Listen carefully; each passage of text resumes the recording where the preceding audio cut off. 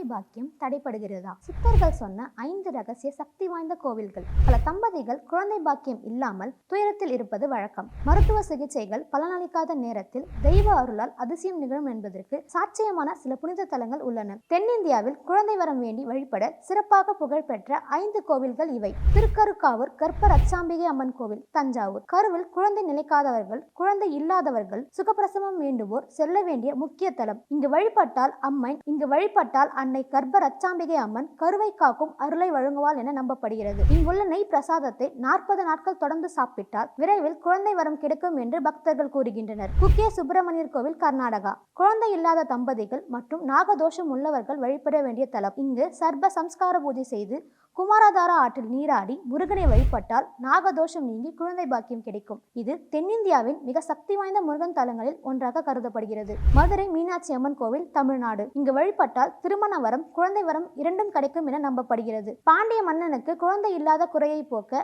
அன்னை சக்தியை மீனாட்சியாக அவதரித்த தலம் இதுவாகும். அம்மன் தாயாக அருள் புரிந்து வேண்டுவோரின் குறைகளை தீர்க்கிறார். சந்தான வேணுகோபால சுவாமி கோவில், கர்நாடகா. சுமார் 1800 ஆண்டுகள் பழமையான இத்தலம் சோழர் காலத்தில் கட்டப்பட்டது. குழந்தை பாக்கியம் வேண்டி வரும் தம்பதிகளுக்கு இங்கு கண்ணனே குழந்தையாக வந்து பிறப்பார் என நம்பிக்கை உள்ளது. சர்ப்பதோஷம் நீங்கி குழந்தை வரம் கிடைக்கும் தலமாகவும் இக்கோவில் புகழ் பெற்றுள்ளது. மன்னர்சாலா நாகராஜர் கோவில், கேரளா. இது நாக தேவதைகள் வழிபடும் சிறப்பு தலம். குழந்தை இல்லாதவர்கள் உருளி கமழ்த்தார் என்ற பூஜை செய்து வழிபட்டால் குழந்தை பாக்கியம் கிடைக்கும் என நம்பப்படுகிறது. இங்கு வழங்கப்படும் மஞ்சள் கலவை பிரசாதத்தை வீட்டில் வைத்து தினமும் வழிபட்டாலும் அதிசயம் நடக்கும் என பக்தர்கள் கூறுகின்றனர்.